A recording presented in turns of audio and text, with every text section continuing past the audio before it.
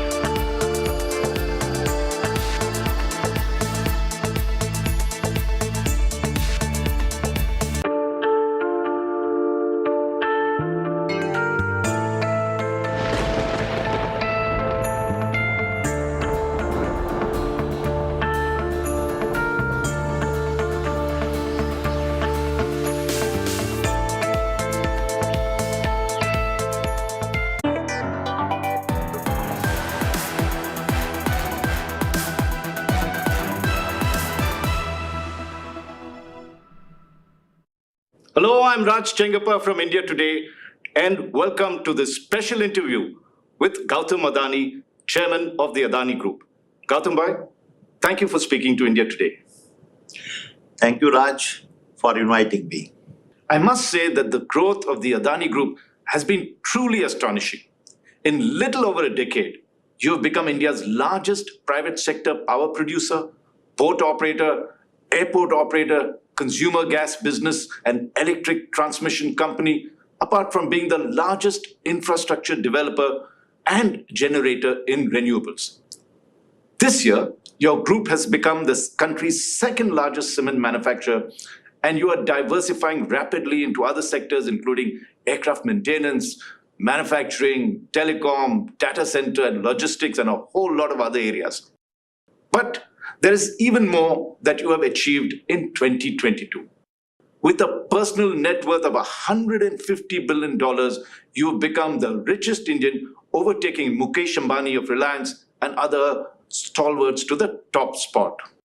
For your phenomenal growth in terms of both business and in personal wealth, and the impact that you have made to millions across the country, Gautam bhai, I'm happy to inform you that India Today magazine has declared you as its Newsmaker of the Year 2022. So congratulations for this recognition. Thank you very much, Raj. Now, Gautam bhai, when you look back at 2022, what makes this year so special for you? So first of all, thank you, Raj. 2022 was an exceptional year in many ways. We had a successful Adani Wilmar IPO, and thus Adani Wilmar is becoming the 7th listed company in the group. We have built a business model where we start a business from scratch, make it profitable, and then go public. This IPO was another example of that. We also become India's second largest cement manufacturers when we acquired ACC and Ambuja Cements for around 10.5 billion US dollar from housing. It is the largest acquisition we have ever made. And it is also India's largest ever M&A transactions in the infrastructure and a material space. That's very impressive. Now, apart from being the richest Indian and the richest Asian, you're also the world's third richest person. How does it feel to be wealthy? What does money mean to you? See, Rajbhai, these rankings and numbers do not matter to me. These are only media hype. I'm a first generation entrepreneur who had to build everything from scratch. I get my thrills from handling challenges, and the bigger they are, the happier I am. For me, the opportunity and ability to make a difference in the lives of people and contribute to the growth and building of the nation is far more satisfying and important than being on some wealth ranking or a valuation list. I'm thankful to God that He has given me a great opportunity to serve the nation through infrastructure building. Now, you talked of happiness. Can you add a little bit? Can you define what really makes you happy? Personally speaking, this was the biggest year of my life. This year, I celebrated my 60th birthday. This personal milestone apart, on this occasion, my family committed rupees 60,000 crores to the Adani Foundations to support mainly three social causes, which is close to my heart: education, healthcare, and skill development, which are foundational for any nation. This has given me immense satisfactions and happiness, which no professional achievement can ever give. So, Gautam bhai, let's explore this further. What motivates you when you do business or in life itself? As an ordinary man, the courage, strength, resilience, and tenacity of the average Indians are very inspiring and motivating for me. To share with you, at the second edition of our Green Talk series, I was greatly moved by the stories of Arunima Sinha and Kiran Kanodia, two extraordinary women who unfortunately lost their limbs but yet conquered the world. Arunima climbed Mount Everest, and Kiran, a blade runner, is running marathons. Both are incredible women and the pride of India. They are the real heroes of a Naya India. Their stories moved me so much that I had tears in my eyes. I'm truly humbled by their spirit. Could there be anything more motivating than such courage, valor, and determinations in the face of adversity. Seeing their story, my belief is further reinforced that there is no machine stronger than human beings. Such human stories are the biggest source of motivation for me. That's truly inspiring. I want to turn to business now. And let's look at the logic behind your group's phenomenal expansion in infrastructure as well as in new areas. I was born in a middle class family and I lived through the 90s, 70s, and 80s when we had to struggle for Bijli, Sadak, and Pani. That was a time when India had a huge infrastructure deficit in ports, airports, and many other infrastructure areas. In contrast, China, which also became independent around the same time as India and had lower per capita income than India in 1990, began leapfrogging ahead of India in development. All this issue instilled a huge desire in me to do whatever I could do to transform India, particularly in infrastructures, and make India stronger. Meanwhile, starting from 1991, policy changes created an enabling environment for the entry of the private sector in the infrastructure space. This is why I'm determined to use every opportunity to build a world-class infrastructures and facilities for India and Indians. Gautam bhai, your phenomenal growth in the past decade has demonstrated that. What is your management style? What is your mantra for success?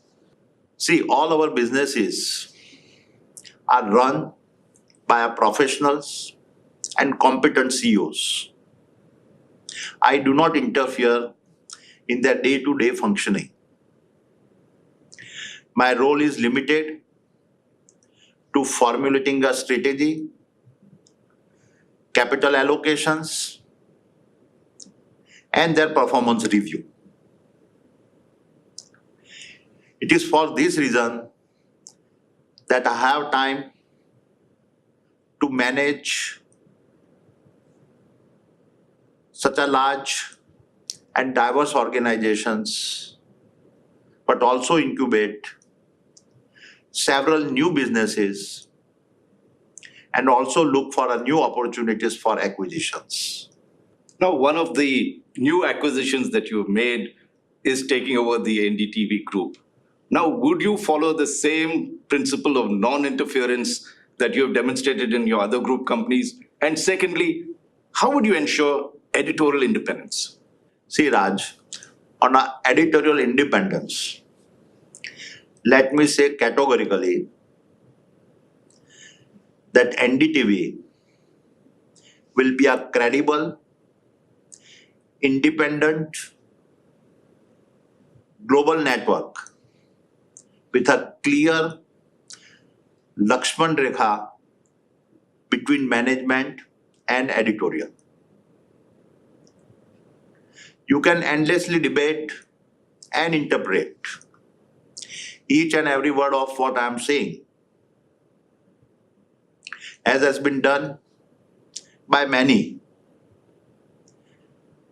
But my fundamental point is that the proof of the pudding is in the eating.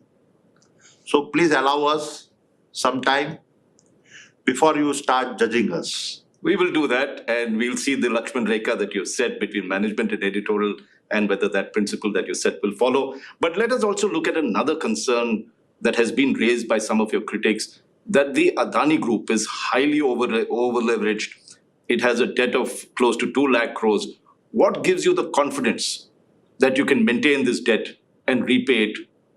See, Raj, I must confess that I am greatly surprised by the conversations around our debt. We are financially very strong and secure. Such noises are coming mainly from two categories. The first category is of the people who are not doing deep diving to understand the detailed nuances of debt and finances of company. I'm sure if they make an effort to understand the financial statements, all the misgivings about debt will disappear. However, there is second category of people with a vested interest, deliberately creating confusion and misunderstanding to tarnish the reputation of the group.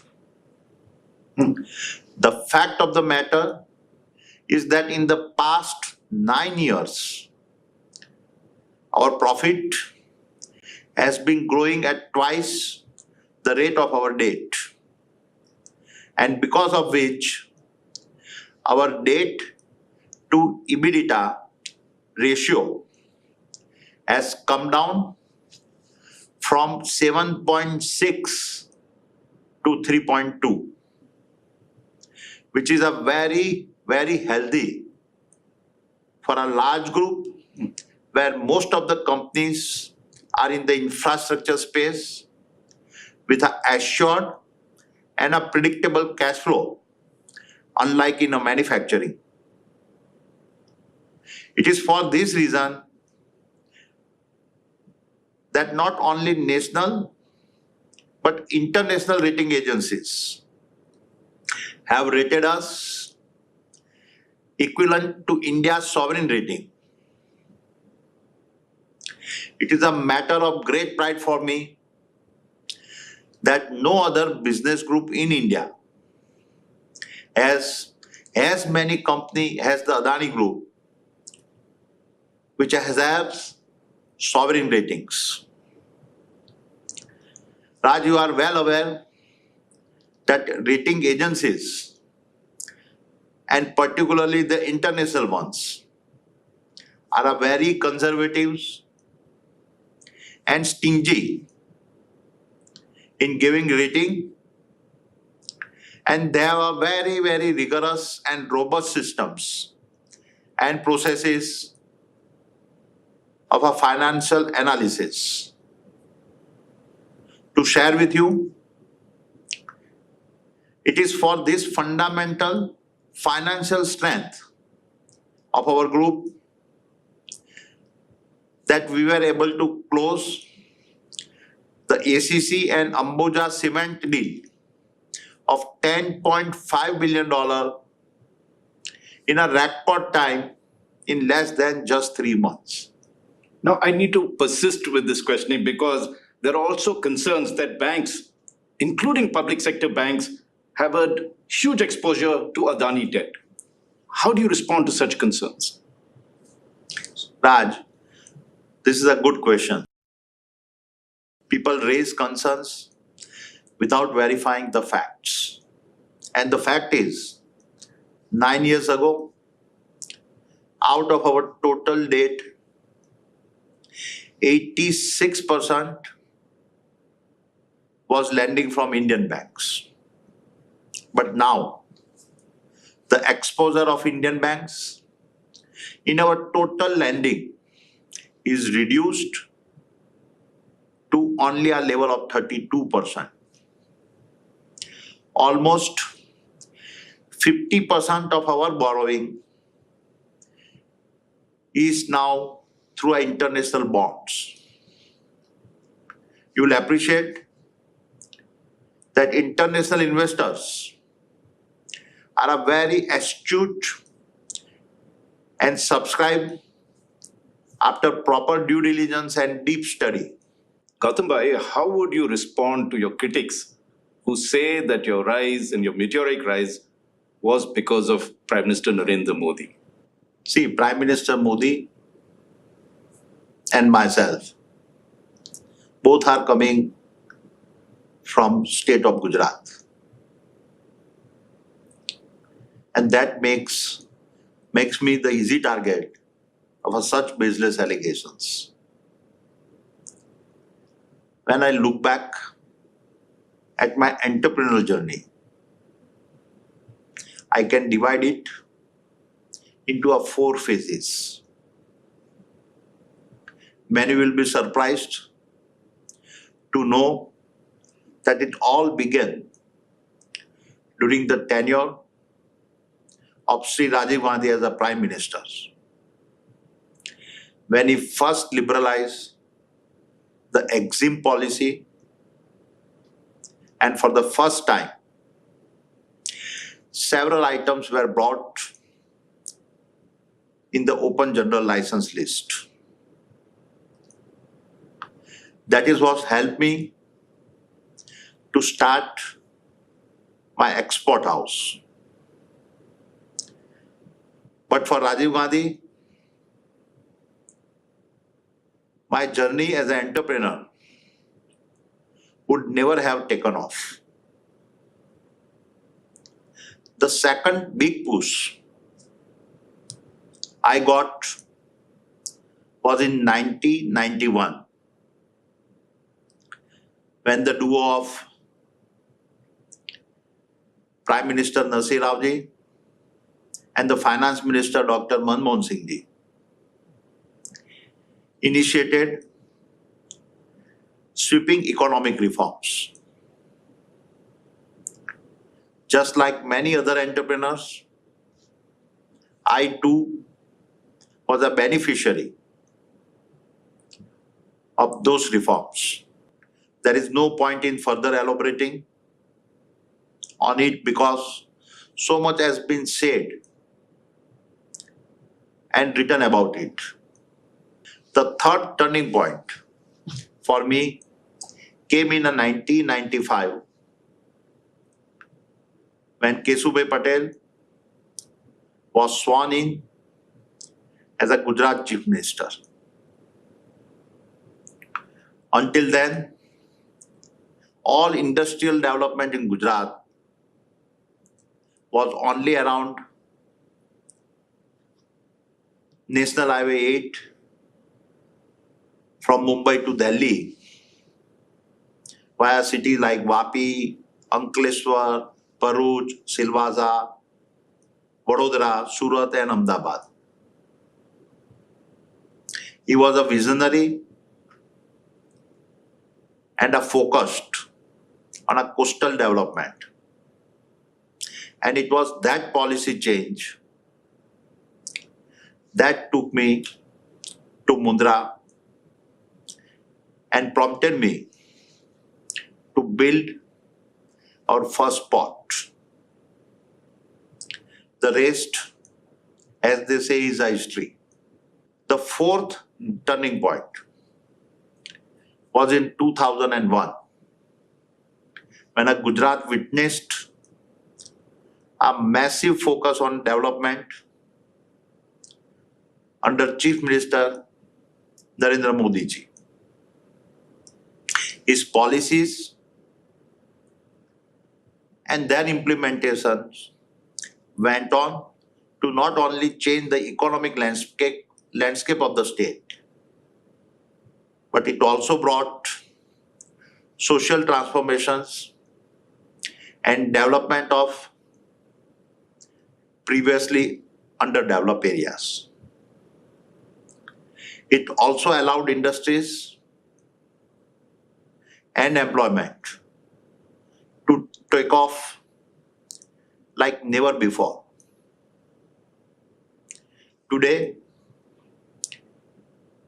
Under his able leadership, we are seeing a similar resurgence at the national and international levels, where a new India is now asserting itself. It is unfortunate that such narratives are being pushed against me. As I explained, these allegations are baseless and suffer from a recency bias, seeing our group success through a short-term lens. The fact of the matter is that my professional success is not because of any individual leader, but because of the policy and institutional reforms initiated by several leaders and governments during a long period of over 3 decades. So if you look at the turning points, it appears that it straddles various political parties and spectrum, not necessarily one thing. But you did mention Mr. Narendra Modi, and you've seen his rise being in Gujarat from the chief minister to the prime minister. What would you say is Prime Minister Modi's style of leadership? See, Prime Minister Modi ji has provided a visionary and an inspirational leadership to India. He has not only brought about significant policy changes,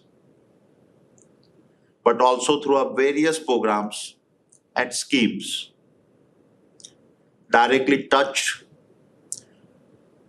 the lives of every Indians.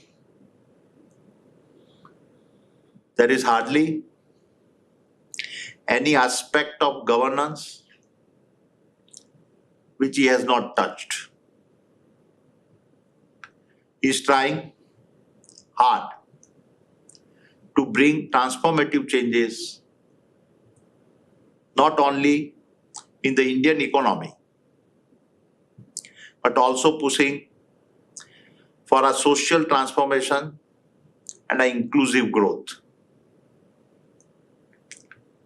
He has, through several innovative schemes and their effective implementations, given a strong push to industrial and economic development of India. Schemes like Atmanirbhar Bharat, Digital India, Startup India have acted as an economic multiplier and have not only created endless business and manufacturing opportunities, but have also created millions of direct and indirect jobs. The Prime Minister's equally strong focus on a social factor, agriculture economy, and underdeveloped areas of the country, with a safety net for the poor, has ensured that the growth is inclusive and sustainable. His social scheme like a Swachh Bharat, Jan Dhan Yojana, direct benefit transfer, and Ayushman Bharat, and many others have brought transformative changes in India. Now, if you take a look at what you've said, I know that you've faced a lot of criticism on this particular front, but there are other areas as well. Whether you look at Australia, Sri Lanka, the investments you've made, even in India, there's been a lot of agitations, criticisms against you. You had to weather all this storm that had been created. What is your view or reaction to all these things? Raj, This is a really very interesting question. See, Gautam Adani is a product of a democratic India. Protest, criticism, and allegations are all essential parts of a vibrant democracy. In fact, they defined the democracy. I'm a firm believer that our democracy has given us economic freedom and its opportunity. And we all have benefited from it. Now, we cannot complain and do cherry picking about other aspects of democracy which have their own functional values within the boundary of law. You would appreciate that we are in the infrastructure sector, which is the most difficult space to work in. I face such challenges many times. I have a very open mind towards any criticisms. For me, the message has always been more important than the messenger. I always introspect and try to understand the other's point of view. I'm conscious that neither am I perfect nor am I always right. Every criticism gives me an opportunity to improve myself. Now, you were talking about the criticism that you had to face from various quarters. You said it's democratic, and yet you never gave up. Is that part of the Adani culture?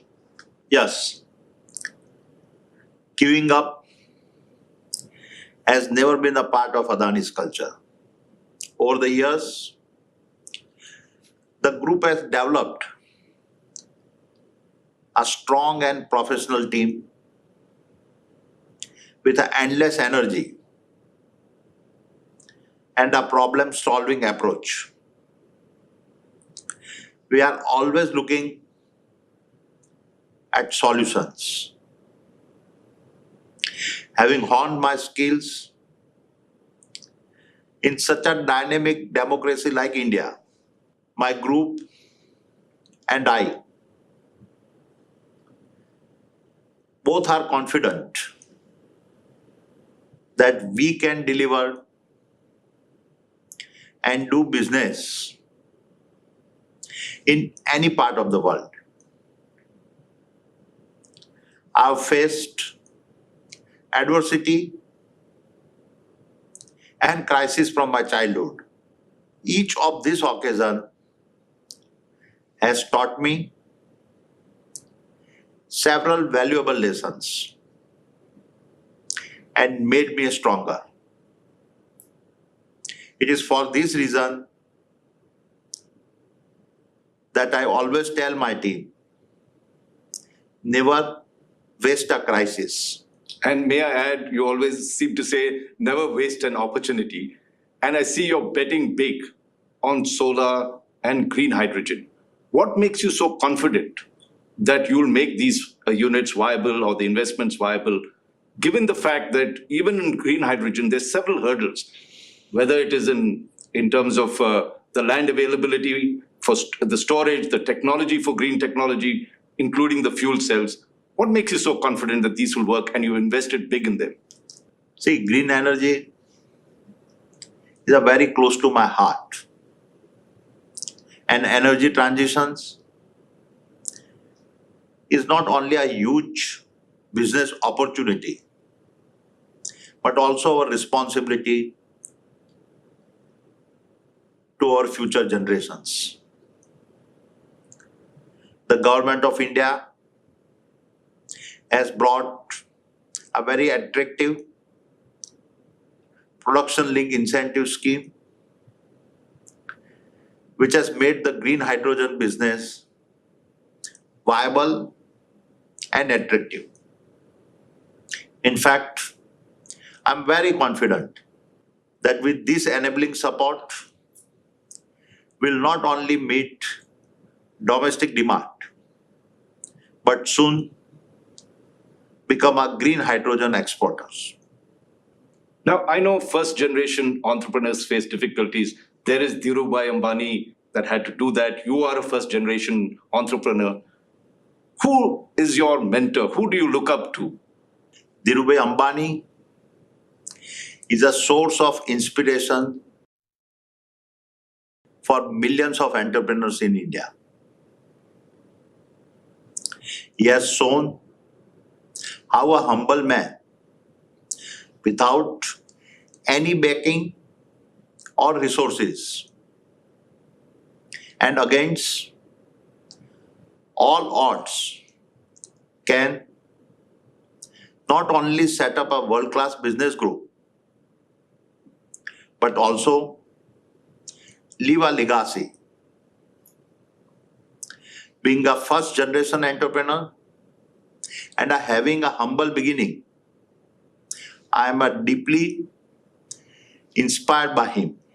Now, switching topics a bit and coming more to looking at ahead and the reality, what is the state of the Indian economy and how do you see India's growth in the year ahead?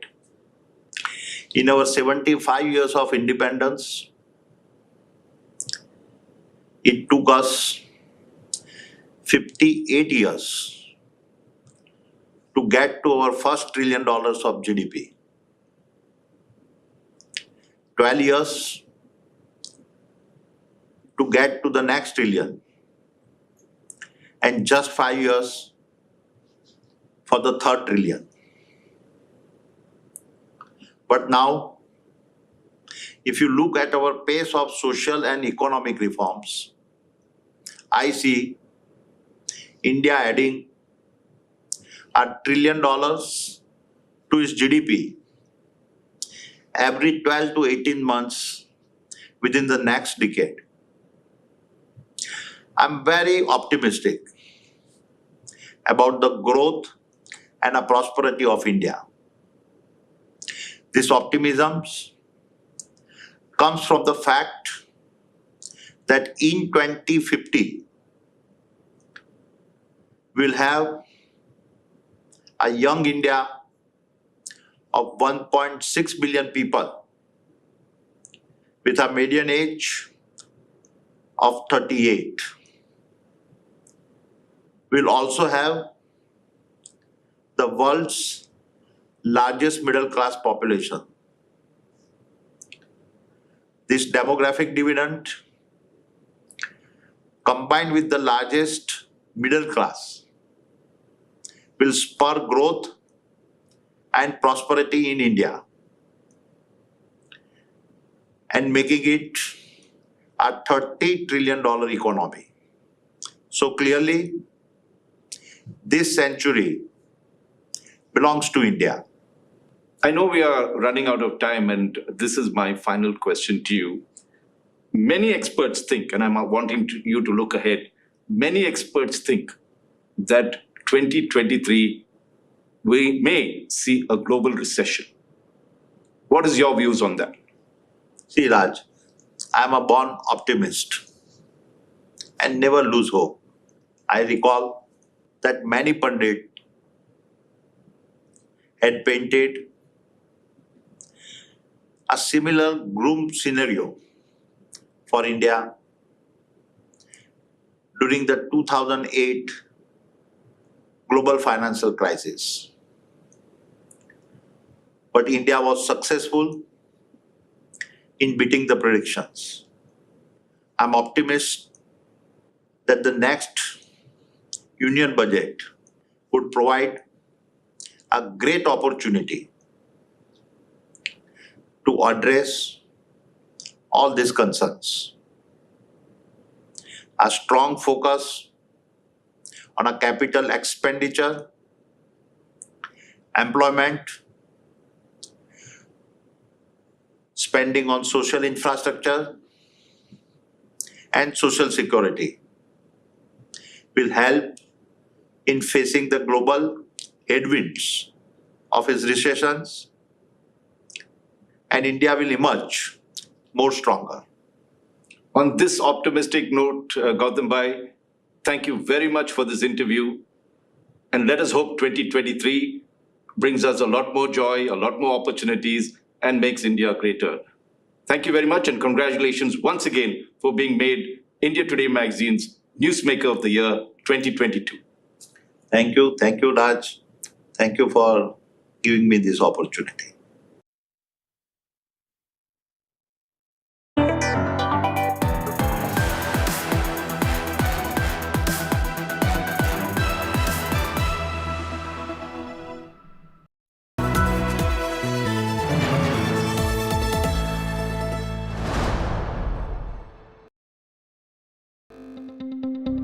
News is about putting people first, Just look at the queues right across. about asking the right questions to those in power. Is money power being used to bring down elected governments? Who will be held accountable for ministerial corruption? It takes no sides. माँ का दर्द एक दर्द कोई नहीं